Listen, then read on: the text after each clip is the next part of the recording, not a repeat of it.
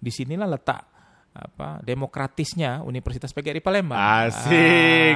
Dibuka kebebasan di mahasiswa. Kebebasan mimbar akademik kepada mahasiswa untuk di mana Ormawa itu menjadi wadah mereka untuk belajar banyak hal. Lebih istilahnya toleransi antar umat beragama, menghindari kegiatan-kegiatan yang sifatnya marxisme, kemudian yang sifatnya anarkis, yang fanatis berlebihan.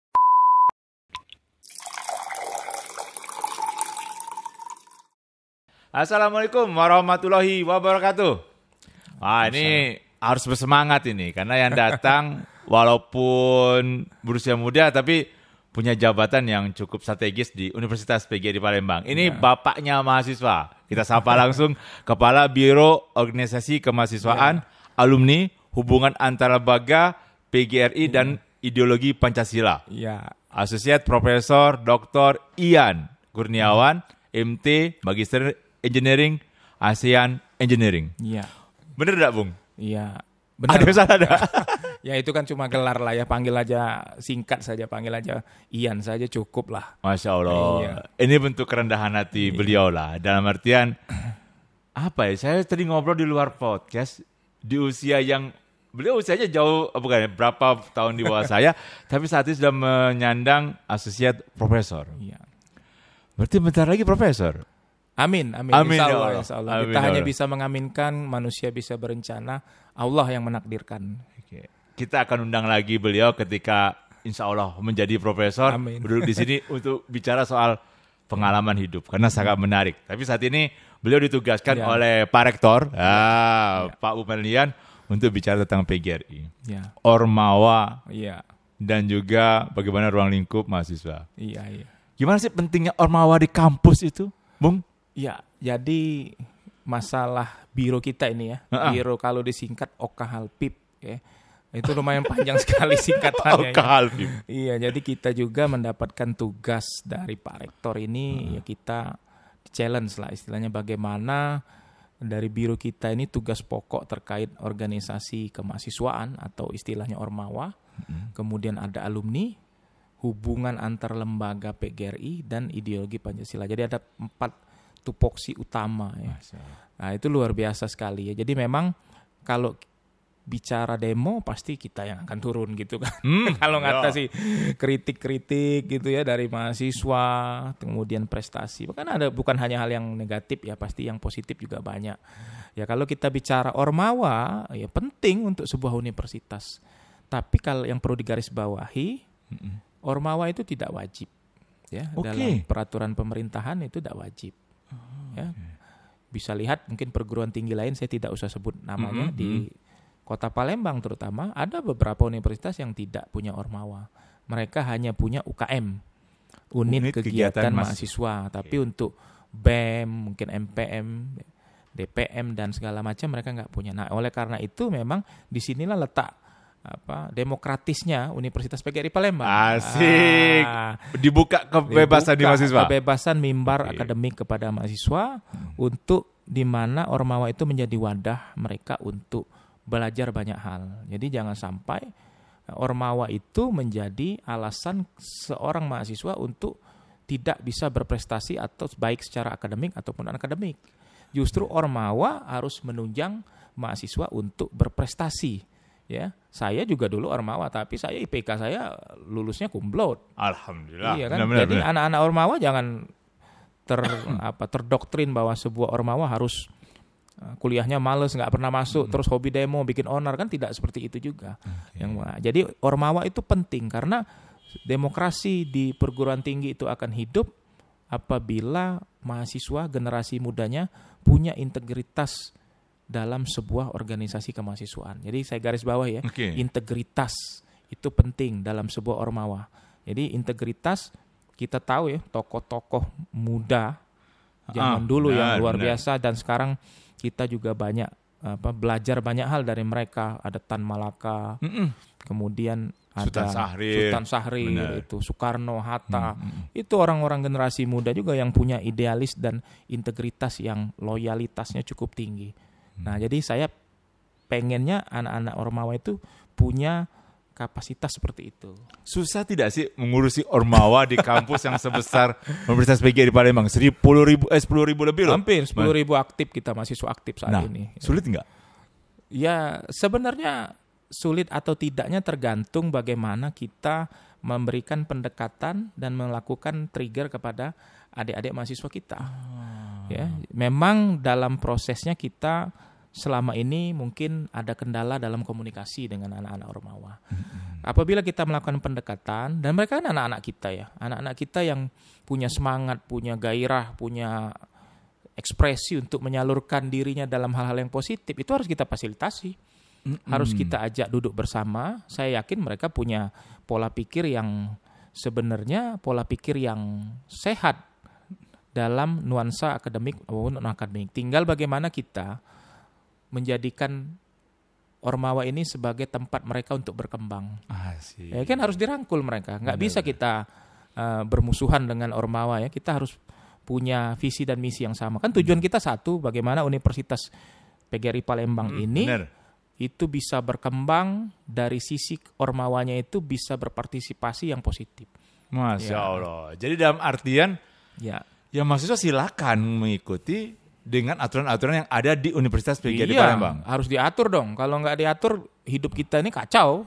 Kalau nggak punya aturan ya, dalam suatu organisasi, baik dari tingkat RT pun kita harus ada aturan. Setuju. Aturan itu harus kita ikuti bersama. Kami juga taat aturan, ormawa taat aturan, semuanya ikuti aturan. Dan aturan itu kan digunakan untuk menjaga supaya stabilitas baik itu di perguruan tinggi kita maupun ketika nanti kita berkegiatan di luar dari perguruan tinggi itu kan bisa sesuai dengan peruntukannya. Oke. Ini kita bicara tadi ormawa. Banyak bidang menarik yang bisa saya kupas dari Bung Ian. Satu lagi mengurusi alumni. Iya, itu gimana itu? Alumni saat ini Universitas PGRI Palembang jumlahnya berapa sih, Bung? Kalau dari data terakhir sampai wisuda kita terakhir tahun kemarin itu sekitar 47.000 lebih. 47.000 dari tahun 2000 ya, semenjak dijadikan universitas dari STKIP itu hampir 47.000. Jadi luar biasa. 47.700 berapa gitu saya lupa persisnya. Tapi itu sudah luar biasa sekali kan mengurusi alumni. Nah, ini yang menjadi PR kami juga ya. Kami harus jujur bahwa mengurusi alumni ini ternyata itu tidak mudah juga. Ya, ketika kita menghimpun teman-teman yang sudah lulus, sudah berkiprah dalam banyak profesi, entah baik di kancah Sumatera Selatan ataupun nasional, bahkan ada yang internasional, untuk mengumpulkan mereka menjadi dalam satu wadah itu agak sangat sulit ya. Tapi kan kita sekarang punya platform digital ya. Nah, itu yang akan kita manfaatkan ke depan. Jadi memang dalam program kerja kami tahun 2025 kami akan melakukan tracer study, kemudian tracer study-nya akan kita kelola sedemikian rupa secara online sehingga mempermudah juga akses untuk alumni untuk mengakses. Sekarang memang sudah ada ikatan alumni dari keluarga PGRI Palembang ya. Sudah ada ketuanya, ada sekretarisnya. Cuma memang karena kesibukan suatu dan lain hal mungkin teman-teman agak perlu space lebih ya untuk mengurus yang namanya. Karena kan alumni kan sukarela ya. Iya tidak sih, benar. dibayar, tidak punya dana yang ready atau apa. Jadi memang mengurusi alumni itu harus ikhlas. Jadi nanti ke depan kita akan mungkin di masa kepengurusan yang akan datang akan kita cari banyak alumni kami nih, pejabat-pejabat. Banyak loh yang tersebar, yang pejabat gitu. Yang mungkin bisa menjadi saat ini kepala daerah pun mungkin ada. Kepala daerah ada juga Pak di Bangka Belitung ada itu kepala daerah. Jadi alumni kita yang nanti punya potensi untuk ikhlas tadi mengembangkan Universitas PGRI Palembang keluar. Apa sih yang diharapkan dari alumni sumbangsinya untuk Universitas PGRI Palembang? Dari banyak yang kita harapkan ya. Apa tuh? Sebenarnya kalau yang paling utama itu adalah bagaimana mereka mempromosikan Universitas PGRI Palembang. Cocok, benar. Cocok, karena kan salah satu media yang paling bagus untuk komunikasi adalah mulut, lisan kita. Jadi kalau mereka bergaul di lingkungan mereka, menceritakan tentang Universitas PGRI Palembang, secara tidak langsung itu membantu kita juga di Universitas PGRI Palembang. Ya teman-teman tahulah kalau kami di universitas swasta, nyawa dan keuangan kami ya satu-satunya dari SPP mahasiswa. Iya, jadi semakin banyak mahasiswa kita, pastinya kita juga akan terbantu dari sisi finansial universitas. Nah, jadi alumni itu salah satu yang kami harapkan ya itu tadi bisa memberikan kontribusi positif dalam mempromosikan universitas di lingkungan mereka masing-masing. Nah, yang lain-lain kita sambil jalan lah ya, sambil berproses tergantung dari kapasitas masing-masing. Dan kita tidak mengharapkan mungkin sumbangan atau apa, itu kan dalam bentuk hal-hal yang mungkin nanti bisa tanda kutip ada hal-hal yang tidak kita inginkan akan dibahas ya di dalam masalah sumbangan uang dan segala macam, itu kan agak rawan lah yang seperti itu. Siap. Jadi memang kita harapkan lebih banyak untuk promosi, dan juga harapannya kalau seandainya alumni kita itu kita undang suatu saat ke Universitas PGRI Palembang, dia bisa memberikan testimoni, memberikan pengalaman dia belajar, kemudian menceritakan bagaimana universitas ini bisa menghasilkan alumni seperti mereka-mereka yang jadi orang sukses. Oke. Ini saya tertarik mau bertanya seperti ini. Bung Ian kan mengalami pendidikan mahasiswa dengan sekarang mengurusi mahasiswa di jenjang yang berbeda. Iya benar. Dan kalau berdasarkan track record ini sahabat Ngopi Sumsel, beliau lama di Jogja. Di UII, terus UGM, dan Unsri, dan akhirnya di PGRI Palembang. Karakter mahasiswa sekarang ini kayak mana sih, Bung? Kalau Bung praktikan dari sikap, dari apa, semangat kuliah atau gimana? Ya, kalau kita harus jujur ya. Jadi generasi emas untuk mahasiswa itu adanya di generasi 2000. Itu 2000 ke atas itu generasi emas ya. Ketika sudah masuk 2010 ke atas mulai mengalami penurunan. Karena saya lihat kalau dulu ya kelihatannya daya juang kita tuh lebih teruji ya. Lebih gilo lah ya. Lebih gilo kalau kata orang Palembang. Ketika mungkin kita merantau ke suatu daerah nggak kenal satu orang, ngekos yang hanya beralaskan tempat tidur, satu kasur, tidak punya TV di dalam kamar, hanya punya tip buruk kan. Itu kan itu pengalaman hidup kita. Benar, Bung. Nah, jadi kalau dari sisi fasilitas sebenarnya anak-anak sekarang kan sudah dimudahkan. Internet di mana-mana. Kalau dulu kita harus merental, mindahkan data pakai disket. Kalau sekarang sudah pakai flash disk, sudah pakai kirim email dan segala macam. Key-in juga segala macam sudah pakai online semua. Jadi kalau lihat dari sisi fasilitas sekarang seharusnya anak-anak jauh lebih terbantukan. Benar. Ya, nah harusnya seperti itu. Jadi memanfaatkan teknologi untuk membantu pendidikan. Nah kalau dari sisi soft skill-nya, dari attitude-nya segala macam, kita memang harus jujur bahwa anak-anak kita sekarang yang entah namanya Gen Z atau apa, mungkin pendidikan karakter itu penting. Arah pendidikan itu diarahkan ke pendidikan karakter. Pendidikan karakter? Iya, pendidikan karakter seperti yang ada di biro kami, ada ideologi Pancasila. Salah satunya masuk ke situ. Itu penting bagaimana kita menjaga attitude anak-anak kita itu supaya mungkin lebih sopan, lebih rajin kuliah, lebih hormat dengan orang yang lebih tua, lebih istilahnya toleransi antar umat beragama, menghindari kegiatan-kegiatan yang sifatnya marxisme, kemudian yang sifatnya anarkis, yang fanatis berlebihan dan segala macam. Artinya pendidikan karakter itu sekarang itu sangat penting karena kita lihat pergeseran anak-anak kan sekarang cenderung reaktif ya terhadap sesuatu. Lihat kalau kita lihat di jalan-jalan, ada begal di mana-mana. Padahal anak-anak muda semua itu. Anak-anak muda ada begal, ada pencurian, ada pemerkosaan, ada premanisme. Itu pelakunya sebagian besar anak muda. Nah, itu yang harus kita tanamkan sekarang ke anak-anak. Ya, kalau zaman dulu kan kita terbatas ya, sangat terbatas informasi, sangat terbatas akses, sehingga juga mungkin kita lebih fokus mikirkan bagaimana cepat selesai karena kuliah mahal. Benar-benar. Iya, itu tadi yang harus kita. Nah, sebagai kabiro juga dosen, apa nih saran untuk mahasiswa yang saat ini sedang mengalami perkuliahan dengan sistem yang seperti ini, dengan karakter mereka yang berubah sekali kayak kita dulu? Iya, jadi memang kita kuliah S1 itu kan 4 tahun ya. Iya. Jadi kalau bisa yang pertama selesai tepat waktu. Itu dulu 4 tahun selesai. Kemudian yang kedua, tugas utama seorang mahasiswa itu adalah kuliah. Setuju? Iya, kuliah kan. Dia datang ke Palembang, di perguruan tinggi, dikasih SPP sama orang tuanya, itu kan kuliah. Artinya selesaikan perkuliahan itu dengan baik. Ya. Artinya dengan baik ini jangan sampai ada hal-hal non teknis yang mengganggu. Anda boleh berorganisasi, tapi kuliah jangan Anda tinggalkan. Anda boleh berprestasi dalam bidang apapun, tapi kuliah tetap nomor satu. Anda boleh berkegiatan di luar kampus, tapi kuliah nomor satu. Kalau kami dulu di Jogja, Senin sampai Jumat kami ngurusin kuliah. Tapi Sabtu sampai Minggu kami touring. Itu untuk hiburan, refreshing, jalan-jalan sama teman-teman. Tapi Senin sampai Jumat jangan sekali-sekali berpikir untuk touring. Maka alhamdulillah kami dulu waktu S1 selesai tepat waktu semua. Walaupun ada yang ngebit-ngebit sedikit. 4,5 tahun, 5 tahun itu selesai. Karena kondisi sesuatu dan lain hal. Jadi mahasiswa itu kan harus balik ke titah awalnya bahwa memang mereka adalah untuk menyelesaikan studi. Ya, karena kalau mereka berpendidikan tentu akan merubah nasib. Jadi kuncinya satu. Kalau orang Allah sudah ngomong ya, kalau bagi yang muslim nih, karena saya muslim, setiap orang apabila diberikan ilmu akan ditinggikan derajatnya sama Allah. Amin ya Allah. Amin ya Allah. Jadi maka kita harus mengejar ilmu itu setinggi mungkin, semampu mungkin dengan kemampuan kita.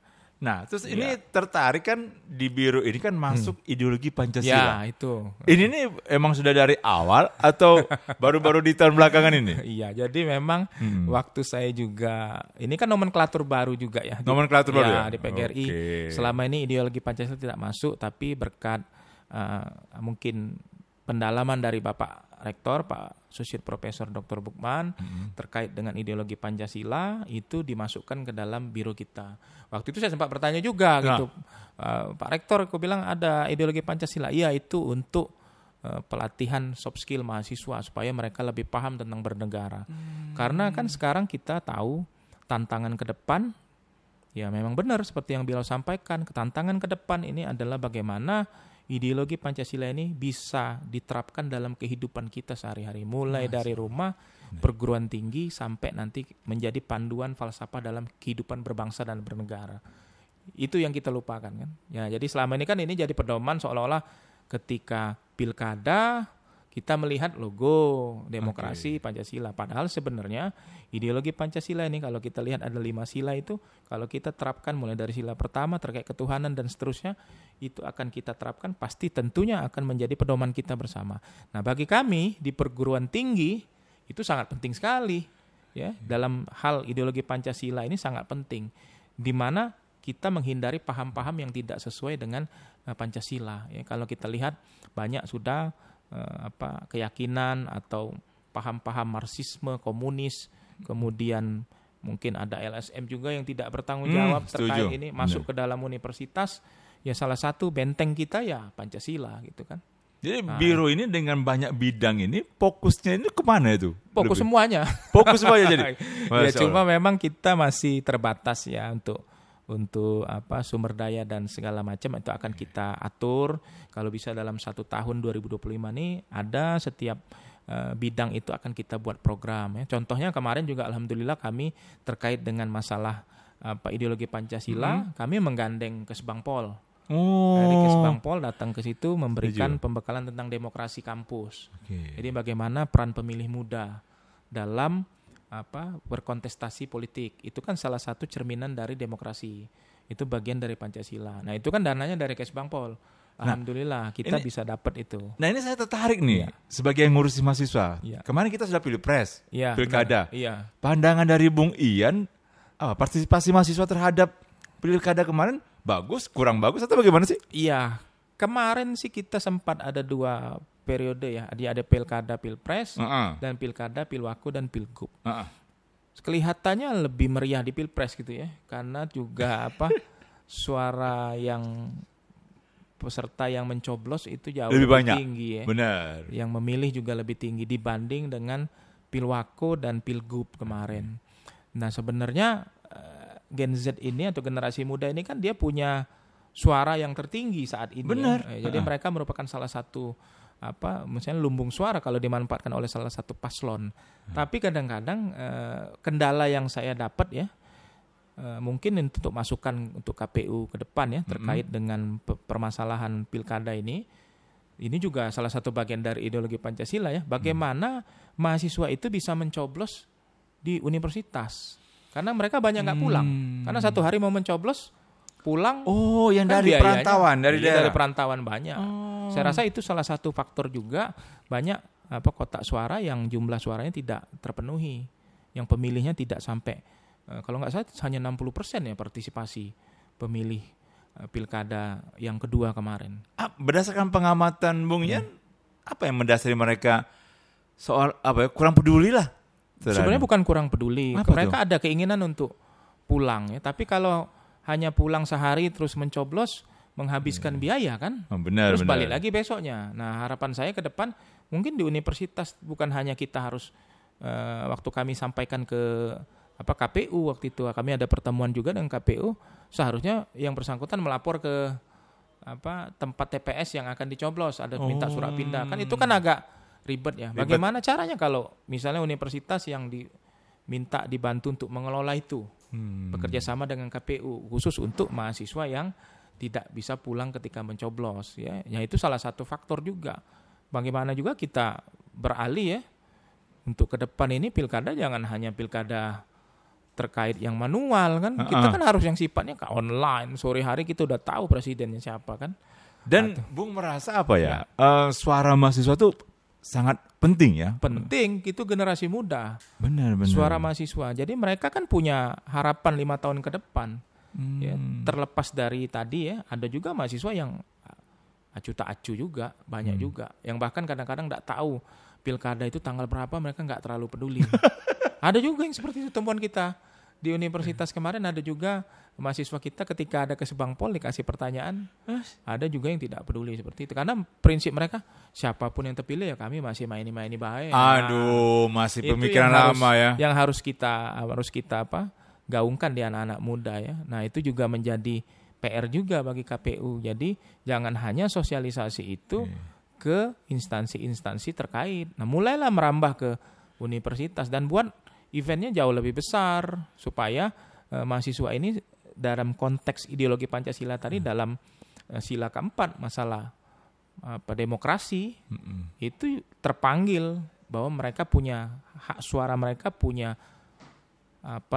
punya potensi untuk nasib bangsa 5 tahun ke depan. Nah itu yang harus kita pahami. Nah ini kan juga sebagai bapaknya mahasiswa yang sering mendengarkan keluh kesah. Persoalan apa sih yang saat ini paling banyak yang di ruang lingkup mahasiswa dalam perkuliahan ataupun dalam keseharian mereka mahasiswa itu, Bung? Ya, kalau mahasiswa itu kan sekarang trending ya. Trending itu kan sekarang itu yang lagi banyak kita gaungkan juga ke mahasiswa itu masalah kekerasan seksual. Itu jadi perhatian ya sekarang ya. Kemudian narkoba, kemudian judi online. Nah, itu yang harus kita aware ya, perhatikan di situ karena juga dari Kemendikbudsaintek sekarang mereka sudah punya bahwa setiap kampus itu harus ada Satgas Penanganan Kekerasan Seksual kepada mahasiswa. Ya, mohon maaf ya, kita tidak menyebutkan universitasnya. Dalam beberapa tahun terakhir kan banyak kejadian-kejadian yang kita juga miris melihatnya ya, terkait dengan permasalahan kekerasan seksual di mahasiswa dan dosen.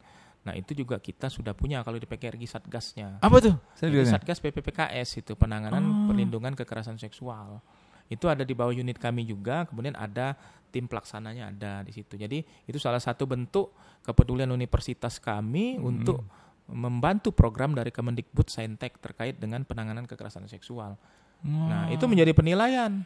Itu nilai lebih loh. Ada nilai lebih memang harus, dan itu memang sudah instruksi dari pusat. Maka kita ada unit tersebut. Kita juga ada unit bimbingan konseling gitu kan. Belum lagi kita ada unit-unit pelayanan poliklinik, ada beasiswa juga kami. Kami ada beasiswa untuk mahasiswa yang anak guru. Masya Allah. Itu juga untuk biaya beasiswa pendidikan anak guru, dia cukup membayar SPP 50%. Kalau beasiswa KIP memang dari pemerintah, tapi kami untuk beasiswa internal ini kami punya program itu. Ke depan mungkin kalau memungkinkan universitas kami finansialnya bagus, ya kami akan buat beasiswa lain, mungkin yang hafiz Quran, mungkin yang ini beasiswa anak wartawan ada? wartawan PGRI. Wartawan PGRI. Lamar dulu kayak jadi wartawan PGRI ini. Berarti banyak bidang-bidang sosial yang dibawahi oleh biro ini. Ya, itu bidang sosial. Belum lagi kita punya UKM ya, unit kegiatan mahasiswa, dan prestasi mahasiswa kita sudah bisa disandingkan secara nasional ya. Bentar lagi kita akan ada Porsnasma untuk perlombaan untuk seluruh universitas PGRI se-Indonesia di Madiun ya. Nah, itu juga akan kita kirim anak-anak kita yang punya prestasi. Kami punya banyak UKM, ada 12 lebih UKM yang kami punya. Jadi kami ngurusin itu juga 12 UKM. Prestasi saat ini yang terbaru dari PGRI? Oh, banyak, terutama anak-anak kita di bidang taekwondo kemarin. Itu juara nasional peringkat 2. Nasional yang kita tuan rumahnya di Kota Palembang, kejuaraan nasional. Itu mereka juara anak taekwondo. Kemudian yang terakhir itu ada yang tari juga, seni. Itu juara juga. Juara itu dari teman-teman kita dari UKM seni. Itu juga menjadi juara 2. Kemudian juga ada beberapa mahasiswa kita yang sudah pentas di internasional juga. Terkait juara-juara dalam bidang artikel ilmiah dan sebagainya. Wah. Itu banyak sekali ya. Berarti bukan hanya non-akademik, akademik pun seimbang. Iya, jadi memang akademik dan akademik itu kan harus seimbang. Ya. Jadi mereka dan kita juga akan berikan support, kita berikan bantuan dana sesuai dengan kemampuan kita. Kita fasilitasi semua itu. Apa nih bentuk dukungannya terhadap mahasiswa yang ingin ikut lomba, ikut berprestasi di Universitas PGRI di Palembang nih? Ya, selama ini kan setelah apa yang kita jalani ya dengan kebijakan Pak Rektor yang luar biasa. Jadi mahasiswa apabila ada perlombaan kita akan bantu untuk akomodasi ya, kemudian kita bantu juga untuk pendaftaran ya. Dan alhamdulillah kalau mereka pun berprestasi, insya Allah ada apresiasi dari universitas. Jadi kita akan memberikan apresiasi lagi-lagi sesuai dengan kemampuan kita ya. Jangan melihat besarannya, tetapi bagaimana perhatian kita terhadap adik-adik mahasiswa kita. Masya Allah. Ini sahabat Ngopi Sumsel tidak terasa 30 menit kami sudah ngobrol nih. Kayaknya ngobrol dengan beliau saya adem gitu ya. Bisa sejaman lebih. Tapi nanti ngabung kalau sudah jadi profesor saya undang lagi ke sini. Terus yang satu lagi nanti kalau sudah kegiatan yang lomba tadi. Yang antar PGRI itu di mana, di Madiun ya? Di Madiun, bulan Agustus kalau tidak salah. Kita ngirim berapa cabang itu biasanya? Kita masih dalam tahap seleksi ya. Jadi nanti kita akan melihat dulu potensi-potensi yang ada. Kemudian dari itu persyaratan-persyaratan juga harus kita pelajari karena ada syarat umur. Kemudian ada syarat-syarat yang lain ya. Sehingga nanti yang kita kirim tuh memang benar-benar yang memang ada potensi untuk menghasilkan medali gitu kan. 3 tahun yang lalu kita juara 2. Juara 2? Nasional? Nasional. PGRI Palembang di bawah Kediri tuan rumah waktu itu. Wah, kita doakan semoga di Madiun menjadi peringkat pertama dan menghasilkan nama terbaik untuk Sumatera Selatan. Terakhir Bung ini, sebelum kita tutup podcast ini, sebagai kabiro yang ngurusi mahasiswa, saya minta pendapatnya, sarannya terhadap mahasiswa saat ini, kuliah yang bagus, tapi prestasi juga tetap yang terbaik. Silakan. Ya, jadi saat ini kan tantangannya luar biasa. Mahasiswa saat ini dengan keterbukaan informasi, internet dan segala macam. Yang pertama saya menyarankan kepada mahasiswa untuk bisa manajemen time yang baik. Jadi bagaimana memanajemen waktu yang sangat baik. Kapan waktu untuk istirahat, kapan waktu berorganisasi, kapan waktu untuk belajar, kapan waktu untuk kuliah. Kalianlah yang bisa manajemen time. Jangan sampai Anda diperbudak waktu. Tapi Anda yang mengatur waktu. Ya, karena kita manusia, kita yang tahu. Kapan kita harus istirahat, kapan kita harus main, kapan harus kita belajar, dan segala macam. Jadi fungsi manajemen time itu penting sekali. Untuk mendukung keberhasilan baik itu akademik maupun non-akademik. Yang kedua, yaitu jangan lupakan orang tua. Tentunya orang tua itu, doa orang tua adalah jalan menuju surga. Jadi setiap langkah kehidupan kita, termasuk mahasiswa, jangan lupa itu selalu minta restu orang tua. Jadi orang tua itu adalah segalanya bagi kita. Jadi kita kuliah, kalau kita mau melakukan hal negatif juga, kalau kita ingat orang tua, insya Allah itu akan hilang dengan sendirinya. Karena kita ingat orang tua kita bekerja di desa, mencari uang nafkah untuk menyekolahkan kita. Jadi kita harus ambil kesempatan itu. Dan yang ketiga, itu tentunya kita harus berpegang teguh pada agama kita masing-masing. Ya, jadi itu yang bisa menyelamatkan kita, baik itu dari sisi dunia dan akhirat. Jadi ketika Anda yang muslim misalnya sholat 5 waktu jangan tinggal, insya Allah kuliah juga pasti aman. Ya, tapi dari 3 itu kalau kita lakukan semua, insya Allah 4 tahun mungkin lebih kurang dari situ bisa lulus cum laude, kemudian bisa menghasilkan prestasi-prestasi yang lain. Nah, kira-kira itu tips singkat lah dari saya, kira-kira seperti itu.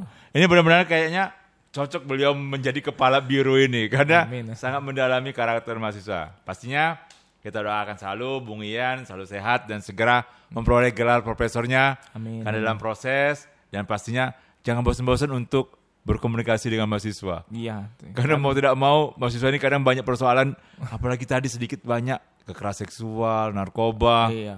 Semoga Universitas PGRI Palembang Iya.